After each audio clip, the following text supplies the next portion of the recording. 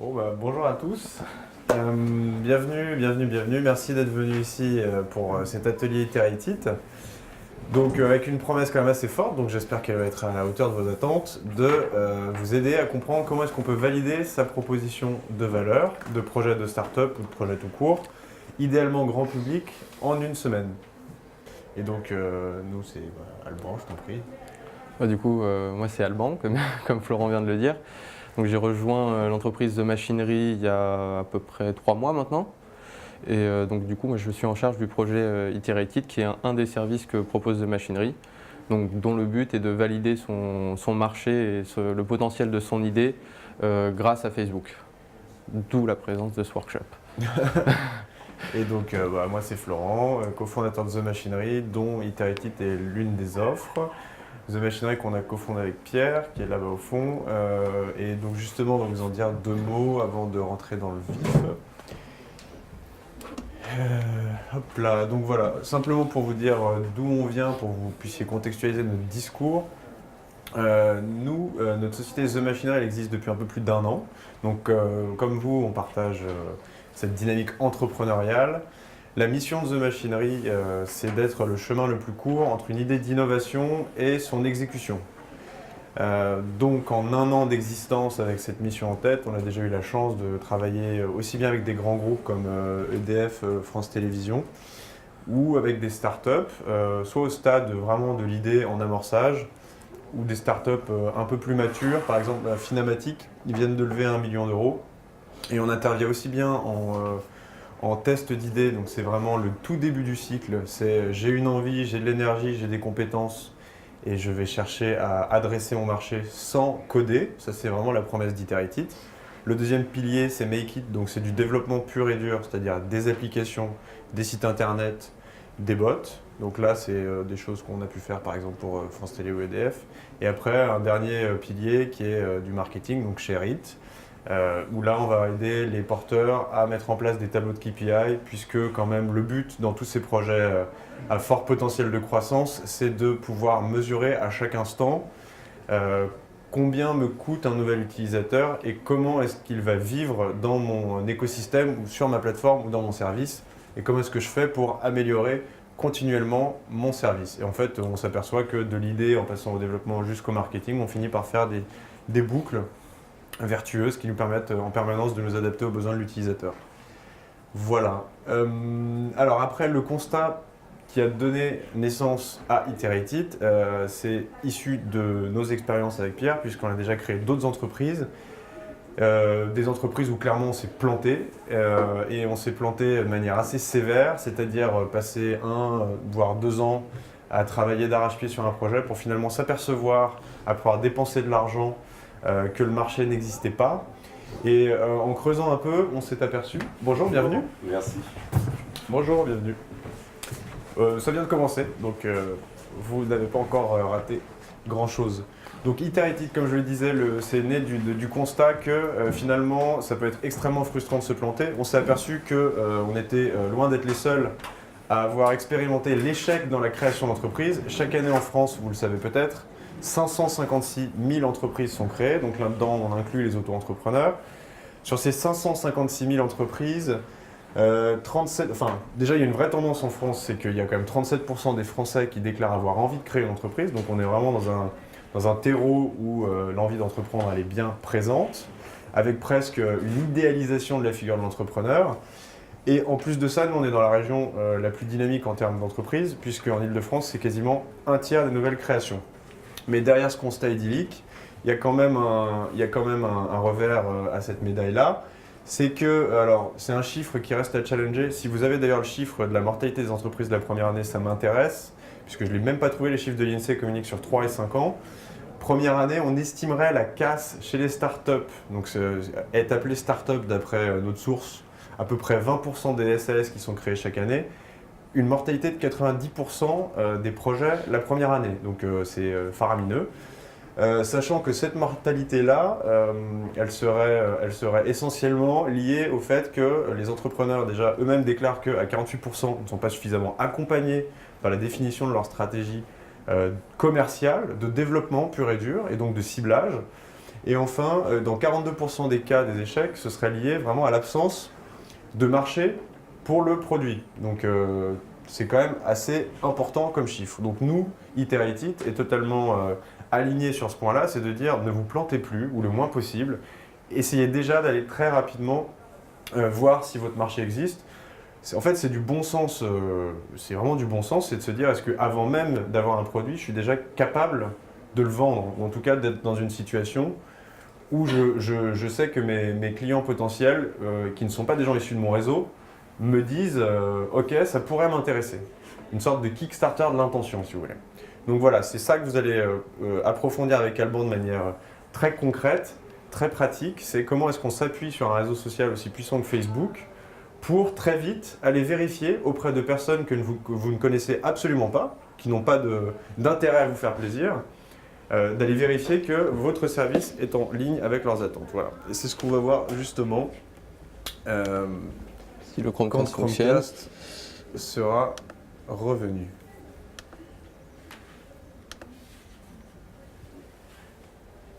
Ça fonctionne? Non.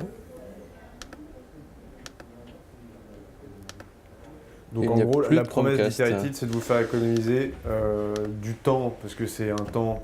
Vous savez, souvent quand on lance un projet d'entreprise, on se dit toujours non mais là c'est pas le bon timing, je bosse 42 heures par semaine dans mon boulot, non mais j'ai pas encore assez d'argent parce qu'il faut absolument que je me paye une application, il faut que je trouve un CTO, donc il faut que je trouve 20 000 euros immédiatement, non j'ai pas les compétences, c'est pas vrai. Tout ça aujourd'hui, enfin, il n'y a rien d'extrêmement compliqué à faire, ce qu'on va vous montrer juste après, c'est l'objet du workshop. Et en plus de ça, en l'espace de quelques jours, vous allez très vite pouvoir mesurer de manière quantitative, et ça j'insiste sur ce point, c'est que vous allez prendre des décisions rationnelles. Ce ne sera pas des décisions, vous savez souvent quand on crée une entreprise, on a tendance à être un peu amoureux de son idée. Ah ouais, j'ai pensé à un réseau social pour des gens qui ont des chats. J'adore cette idée, j'ai un chat, et en fait on est dans une démarche très subjective, et finalement c'est un peu une source d'échec. Donc là le but c'est vraiment de mettre les chiffres au service de votre vision entrepreneuriale. Il ne faut pas l'occulter puisqu'il n'y a pas que ça, c'est votre vision qui va faire le succès du projet, votre énergie, mais c'est vraiment de nourrir votre réflexion entrepreneuriale avec des chiffres, et du coup, Alban, je te laisse enchaîner. Très bien, je te remercie Florent. Donc comme vous le disiez Florent, il y a deux objectifs à cette méthode. C'est un, de gagner du temps, et deux, de limiter les risques financiers. Donc comment on va faire ça? C'est en validant le marché avant d'investir quoi que ce soit. Et comment on va le faire? Simplement en faisant de l'A/B testing. Donc l'A/B testing, c'est un excellent outil de prise de décision parce que ça va vous permettre de comparer, les marchés et les différentes cibles que l'on va déterminer ensemble et de pouvoir estimer ce qui va fonctionner le mieux. Tout ça basé sur des chiffres. Donc, le postulat de départ, c'est Sam Altman qui disait ça dans son cours à Stanford How to Startup 101. En fait, ce qu'il disait, c'est qu'il vaut mieux construire quelque chose qui va plaire à une petite portion d'utilisateurs, mais beaucoup plaire, plutôt que de construire quelque chose qui va plaire à plein de monde, mais à moindre mesure. Parce qu'il sera beaucoup plus facile de s'étendre d'un groupe d'utilisateurs qui deviendra vos ambassadeurs, que de cibler tout le monde et finalement de perdre sur la promesse. Donc du coup, comment on va faire ça? On va utiliser Facebook. Et pourquoi est-ce qu'on utilise Facebook? Tout simplement parce que c'est l'outil de panel le plus intéressant du moment. C'est-à-dire qu'aujourd'hui, soyons un petit peu chauvins, on va parler du marché français. On a 50% des Français qui sont sur Facebook, un petit peu plus de 30 millions. On est au niveau mondial à 1,8 milliard d'utilisateurs, donc c'est quand même pas rien. Ensuite, la fréquence d'utilisation. Les utilisateurs, en grande majorité, l'utilisent tous les jours et pendant 50 minutes par jour en moyenne. Je pense qu'aujourd'hui, il n'y a aucun média qui peut se targuer d'avoir 50 minutes de l'attention des gens par jour. Et enfin, le point le plus important, c'est la différence entre le déclaratif et le comportemental. Aujourd'hui, quand on fait de l'étude de marché, quand on fait un sondage, d'ailleurs, on voit beaucoup de gens qui veulent lancer une entreprise qui commencent par faire un Google Form ou un Typeform, le partager à leurs amis, à leur réseau. On est sur du déclaratif. On vous pose une question, oui, non, même si c'est une question ouverte. On est en face d'un interlocuteur et c'est biaisé. Alors que là, sur Facebook, La réponse va être très simple. C'est soit je clique sur votre publicité, soit je ne clique pas. Et en une demi-seconde, la décision va être prise. Et donc en fait, c'est ça notre réel postulat. C'est si vous n'intéressez pas les utilisateurs qui devaient être votre cœur de cible, c'est que soit votre marché n'existe pas, soit que vous n'avez pas bien repéré le besoin. Donc le but, ça va être de façon itérative, en faisant des cycles de tests, d'abord d'essayer de trouver son cœur de cible, et si on voit qu'on a des retours qui ne sont pas suffisamment positifs, soit se repositionner, soit aller explorer d'autres cibles. Donc ce qu'on va apprendre pendant ce workshop, tout d'abord on va apprendre à définir les segments du marché, donc associer des besoins d'utilisateurs à des profils d'utilisateurs via les personas. Ensuite on va apprendre comment toucher ces différentes cibles et là on va utiliser des outils mis à disposition par Facebook. On a Facebook Audience Insight et le Facebook Ads Manager qui vont nous permettre d'affiner les critères de ciblage et de savoir exactement à qui on parle et comment leur parler. On aura ensuite une partie sur les promesses, comment créer une promesse percutante avec des moyens simples et surtout arriver à lier chaque promesse à chaque segment pour personnaliser le message au maximum. Je le disais tout à l'heure, on a une demi-seconde pour convaincre l'utilisateur de cliquer sur la publicité. Donc ça veut dire que s'il ne se sent pas concerné, il ne cliquera pas. Enfin, on va travailler sur la forme du pré-lancement, c'est-à-dire qu'on va voir quelques outils pour créer des landing pages. On va apprendre à harmoniser le message et à créer des publicités sur Facebook. Voilà. Et pour finir, je vais vous apprendre les quelques métriques clés à observer pour savoir si vous êtes sur la bonne voie ou si au contraire il vaut mieux se repositionner. Donc d'abord, peut-être que vous vous êtes posé la question, mais pourquoi est-ce qu'on agirait sur l'acquisition avant même de concevoir son produit? Parce qu'on n'a pas grand-chose à montrer en fait. Donc déjà, je vais vous faire un rapide résumé de ce qu'est le AR Framework. Donc d'abord, l'acquisition, c'est les moyens, tous les moyens que vous pourrez déployer pour acquérir des visiteurs sur votre site web. Ensuite, l'activation, ce sera les moyens que vous utiliserez pour transformer ces visiteurs en utilisateurs. Vous avez ensuite la rétention, qui sont les moyens que vous déploierez, encore une fois, pour convertir ces utilisateurs one-time en utilisateurs réguliers. Donc là, on aura des outils comme le mailing, comme le conversationnel, notamment avec les chatbots. Ensuite, nous avons le referral, c'est comment transformer des utilisateurs réguliers en ambassadeurs qui vont par la suite parler de votre produit ou de votre service à d'autres personnes et vous permettre d'avoir un levier de croissance très intéressant. Et enfin, le revenu, qui est en fait votre modèle pour dégager de la valeur. Donc pourquoi est-ce qu'on travaille sur l'acquisition? En fait, parce que le succès, ce n'est pas de livrer une fonctionnalité, le succès, c'est de comprendre le besoin du client. Donc ça, c'est une citation d'Eric Rice, qui est le théoricien du Lean Startup, qui est une méthode très utilisée aujourd'hui pour lancer des startups. Donc en fait, on va s'inscrire dans une idée de co-création. Donc tout d'abord, en faisant les tests, on va pouvoir déterminer si les besoins qu'on a liés à différents segments sont des besoins réels, auquel cas, certaines fonctionnalités pourront être abandonnées si on voit qu'il n'y a pas réellement besoin. Et ensuite, comme vous récolterez des emails d'utilisateurs, vous pourrez passer dans une phase de sondage et d'études marketing plus précises où vous pourrez co-créer avec vos futurs utilisateurs votre service. Donc maintenant, comment définir les segments de mon marché? Donc, qu'est-ce qu'un segment? Un segment, c'est l'identification de sous-ensembles d'utilisateurs qui ont le même besoin. Donc comment est-ce qu'on va segmenter ça? J'ai pris l'exemple de WhatStyle qui est le projet porté par Alexandra, une personne qui est venue nous voir il y a quelques mois et dont le projet était de créer un comparateur de style social. Donc un comparateur de style social qui s'adresse a priori plutôt aux femmes, selon ce qu'elle nous en a dit. Et donc en fait, qu'est-ce qu'on peut avoir comme besoin derrière un comparateur de style? Eh ben, nous, ce qu'on s'est dit, c'est que potentiellement, on peut comparer les vêtements, on peut comparer le maquillage, on peut comparer les coiffures. Bref, il y a une galaxie de choses à comparer.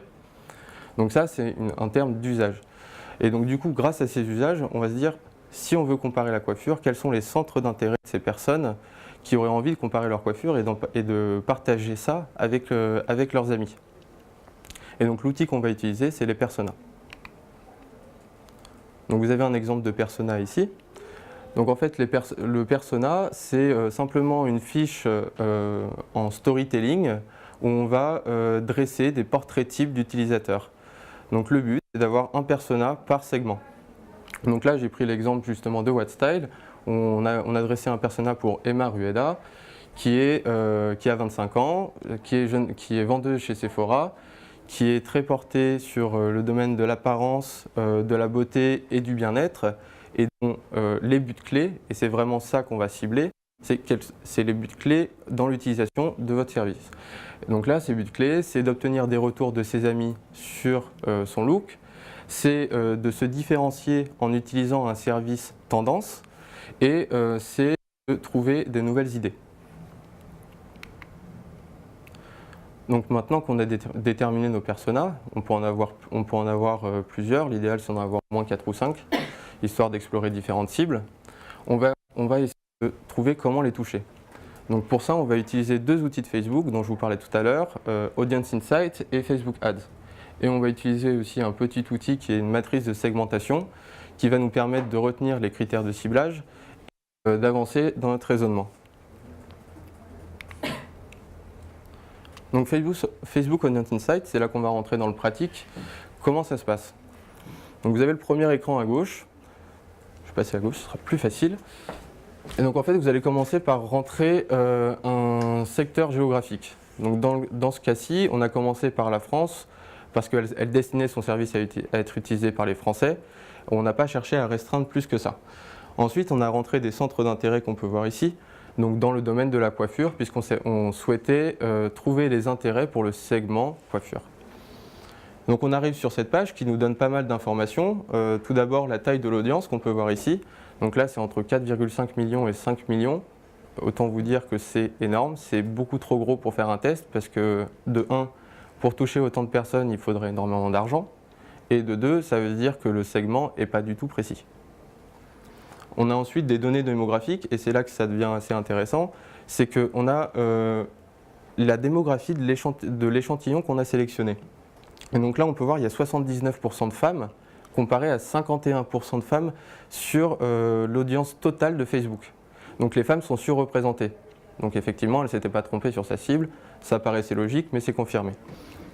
Ensuite, on voit quelque chose d'autre d'intéressant, c'est que sur les deux premières classes d'âge, ici et ici, on a 31 et 33% de représentés. Donc ça fait 64% pour les 18-34 ans. Donc a priori, on peut se dire qu'il y aura des meilleurs retours chez les personnes qui seront plus jeunes. C'est pour ça qu'après, on fera un ciblage sur les 15-30 ans. J'en parlerai tout à l'heure. Maintenant, deuxième écran qui est encore plus intéressant, c'est les mentions j'aime. Donc en fait, on change simplement avec les onglets.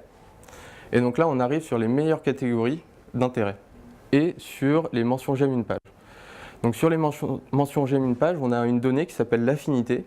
L'affinité, en fait, c'est la propension d'une personne à aimer, une personne de cet échantillon à aimer une page donnée comparée au reste de Facebook. C'est-à-dire que dans cet échantillon-là, ils ont 1,7 fois plus de chances d'aimer les éclaireuses beauté que le reste de la population Facebook. Donc ça vous permet d'avoir une idée de page et de critères de ciblage que vous pourrez utiliser ensuite dans Facebook Ads. Et donc c'est là qu'on va voir comment on rentre nos critères de ciblage. Donc tout d'abord, on va commencer par le placement, tout simplement parce que en fait, ça peut énormément jouer sur la taille de votre audience. C'est-à-dire que Facebook propose différents placements, parce que c'était d'ailleurs quelque chose qu'on reprochait beaucoup à Facebook il y a quelques années, c'était que c'était très bien pour faire de l'intérêt, mais pour générer du business, c'était pas terrible. Parce qu'en fait, il ne se basait que sur les likes de ses pages. Ce qui en soi démontre un intérêt, mais ne démontre pas l'acte de consommation. Donc du coup, ils ont intégré des régies publicitaires et notamment le pixel Facebook, je ne sais pas si ça vous parle, mais en intégrant le pixel Facebook sur votre site, ça vous aide beaucoup parce que ça vous permet de suivre vos conversions, mais ça aide beaucoup Facebook parce qu'ils savent ce que les gens font sur votre site. Donc ils sont capables de relier un profil Facebook à quelqu'un qui consomme quelque chose sur un site qui a le pixel. Donc c'est en choisissant ces placements qu'on va commencer parce que selon qui on veut atteindre, on va éviter de se placer partout. par exemple, si vous avez déjà des données qui vous disent que vous convertissez mieux sur ordinateur, vous allez éviter de vous placer sur du mobile.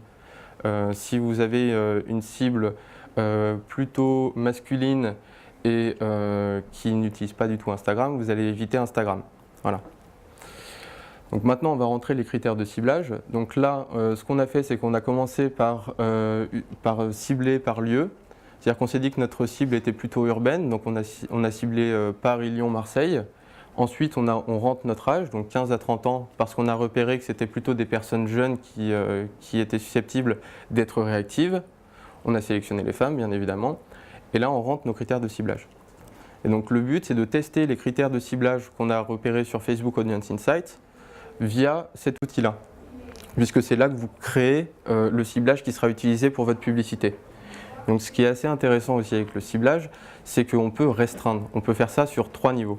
C'est-à-dire qu'on peut dire qu'on sélectionne les personnes qui ont un intérêt pour la coiffure, mais qui ont aussi un intérêt sur Instagram, voire qui ont aussi un intérêt sur un autre service. Et enfin, on arrive à la taille de notre audience. Donc ça, c'est le petit compteur Facebook. Le but, c'est d'être dans le vert. Donc, pour une cible de test, nous, ce qu'on préconise, c'est entre 10 000 et 50 000 personnes, parce que c'est une taille suffisante pour être représentative, tout en n'étant pas trop grosse pour ne pas dépenser trop de budget et en restant sur un ciblage relativement précis. Après, on peut se déplacer sur des micro-cibles quand on a bien compris notre cœur de cible et qu'on souhaite expérimenter différents axes dans notre cible. Et après, on a les campagnes de notoriété qu'on peut faire sur des cibles élargies, mais ce n'est pas quelque chose qui vient tout de suite. Et honnêtement, c'est ce qui a les moins bons retours parce qu'on a un ciblage qui n'est pas très précis et un message qui n'est pas personnalisé. Et donc, une fois qu'on a fait ça, en fait, on remplit notre matrice de segmentation. C'est-à-dire que sous l'onglet coiffure, on rentre les différents centres d'intérêt et puis ensuite, on va s'attacher à écrire notre promesse. Donc comment créer une promesse? En fait, un persona égale un segment et un segment égale une ou plusieurs promesses à tester. On est toujours sur l'A/B testing. Ça veut dire que dans le même ensemble de publicités, vous pouvez faire différentes publicités qui toucheront du coup les mêmes personnes, mais avec des différentes variations qui vous permettront de trouver le message le plus adapté à cette cible. Donc qu'est-ce qu'une bonne promesse? C'est une promesse qui est courte, donc 35 à 90 caractères. Une promesse qui est honnête, c'est-à-dire qu'elle est alignée avec la landing, qu'on a dans l'idéal le même visuel, mais surtout qui est incitative en utilisant des verbes d'action, qui est personnalisée, c'est grâce au travail qu'on a fait sur les segments et c'est sur le fait qu'on ait ciblé peu de personnes et qu'on ait repéré leurs besoins qu'on arrive à personnaliser le message. Et enfin, il faut qu'elle soit très simple, qu'elle reprenne les buts clés des personas. Donc maintenant, on va s'intéresser à ce qui est le plus pratico-pratique, c'est quelle forme pour mon pré-lancement. Alors, tout d'abord, on va parler des landing pages. Nous, ce qu'on conseille, c'est Strikingly, parce que c'est un outil gratuit qui n'a pas besoin de développer, c'est du drag and drop, c'est hyper simple. Tant que vous n'avez pas de nom de domaine, c'est un bon remède. Quand vous êtes un petit peu plus avancé dans votre idée, WordPress est pas mal parce que c'est assez facile d'utilisation. Ça vous permet de faire des choses un peu plus complexes où au lieu d'avoir juste un visuel, on peut avoir ensuite des bénéfices, des témoignages, etc. Donc qu'est-ce qu'une bonne landing? Vous en avez un exemple ici, c'est un visuel qui reprend le visuel qu'on avait sur la publicité. C'est un logo, la même promesse et un champ de captation d'email pour que les utilisateurs vraiment intéressés puissent laisser leur email. Pour trouver des visuels pour les publicités, moi ce que je vous conseille c'est Visual Hunt et Pixabay qui sont des sites web où on peut trouver des photos libres de droit. C'est assez pratique. Enfin, on va traquer les URL de campagne. Pourquoi? Parce que ça ne sert à rien de faire de l'A/B testing et de dépenser de l'argent dans de la publicité si on ne peut pas traquer ses résultats et avoir une vraie idée de ce qu'on fait. Donc, au départ, vous utilisez Google Analytics et ensuite vous utilisez cet outil-là pour donner des arguments à vos URL et permettre d'identifier les campagnes dans Google Analytics et pouvoir vérifier les conversions et leur efficacité. Pour collecter les emails utilisateurs, je préconise Mailchimp. Il y a il y en a une tripotée d'autres services qui font ça. Mais il faut savoir que Mailchimp, c'est un des très gros et qui aujourd'hui est intégré à Strikingly, est intégré à plein d'outils gratuits. Donc c'est assez facile d'utilisation. Ça a en plus l'avantage d'être gratuit jusqu'à 2000 utilisateurs sur votre liste. Donc avant d'en arriver là, vous avez déjà un petit peu de chemin à faire. Et enfin, là, on va passer à la création de la publicité Facebook. Donc il faut savoir que dans une publicité Facebook, il y a 3 niveaux. On a la campagne, l'ensemble de publicités où on choisit le ciblage géographique et par intérêt, et la publicité où on va choisir notre visuel, mettre nos promesses, définir l'URL vers laquelle on va diriger l'utilisateur. Donc, créer sa publicité sur Facebook. Là, c'est l'écran de campagne. Donc, comme vous pouvez le voir, il y a plusieurs types de campagnes sur Facebook. On peut en faire pour de l'application, on peut promouvoir de la vidéo, on peut faire des publicités directement pour des produits, où on peut directement acheter. Là, le but, c'est de diriger l'utilisateur vers notre site web pour collecter son email. Donc, on va choisir trafic.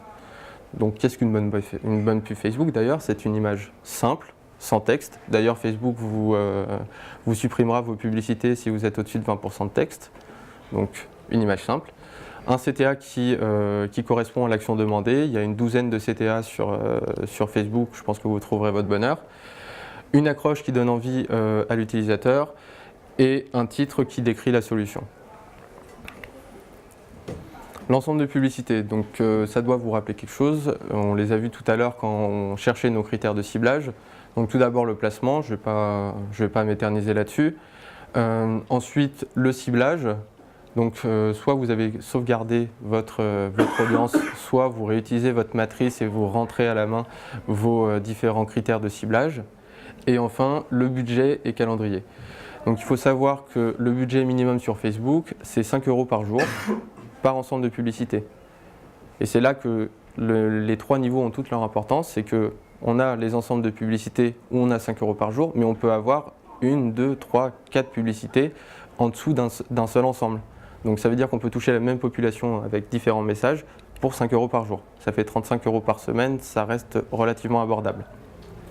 Ensuite, quelque chose qui est très important à regarder, c'est comment vous payez Facebook. C'est-à-dire que par défaut, il va vous faire payer au CPC, donc au coût par clic.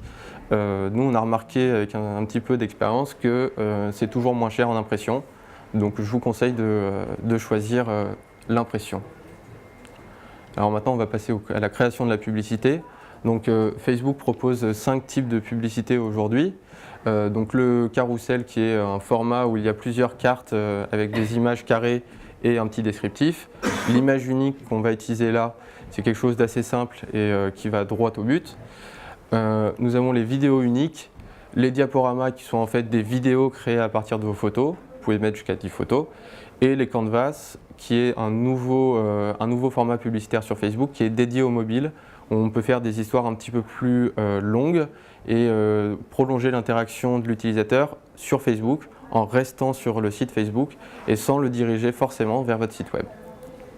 Donc une fois qu'on a choisi notre type, on choisit notre image. Il faut savoir que Facebook a un ratio bien particulier d'images et une dimension demandée bien particulière, mais ils ont un outil qui permet de rogner l'image, donc vous n'avez pas besoin d'être graphiste pour mettre vos visuels sur Facebook. Et enfin, c'est là qu'on passe à la partie la plus importante, c'est où enseigner les différents champs. Donc le titre, c'est ce qu'on verra en bas en fait, c'est là qu'on donne notre solution. Et le texte qui est ici, qui va apparaître là, qui est le problème que se pose l'utilisateur. Ensuite, il faut savoir qu'on a un champ supplémentaire, mais qui dépend des différents formats. C'est-à-dire qu'on peut avoir une description, d'ailleurs elle est là, description du lien de fil d'actualité, mais qui n'apparaîtra uniquement que sur les publications dans le fil d'actualité sur les ordinateurs. Donc je déconseille de le remplir quand vous faites de la publicité sur différents supports et sur différentes plateformes, parce que si votre message a besoin de ça, c'est qu'il n'est pas suffisamment percutant. Comme il ne sera affiché que sur un déplacement, il vaut mieux arriver à s'autosuffire avec 2 lignes de texte plutôt que d'en utiliser une 3e qui sera là uniquement sur un seul placement et qui influencera vos résultats sur ce placement-là sans que vous puissiez vraiment le pondéré, on va dire.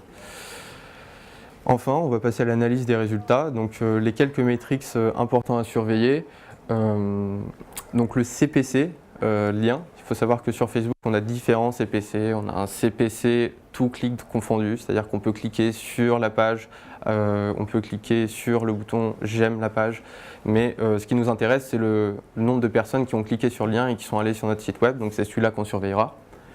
Le CTR lien, c'est le click-through rate, qui est en fait le ratio entre le nombre de personnes qui ont cliqué et le nombre de personnes qui ont vu la pub. Donc c'est là qu'on a une notion d'attractivité de l'idée, c'est-à-dire que si vous êtes en dessous de 1% click-through rate, c'est un peu compliqué. Si vous êtes au-dessus, c'est bien. Si vous êtes au-dessus de 2 ou 3%, c'est excellent. Voilà. Et ensuite les opt-in, c'est-à-dire le nombre de personnes que vous avez récoltées avec votre budget.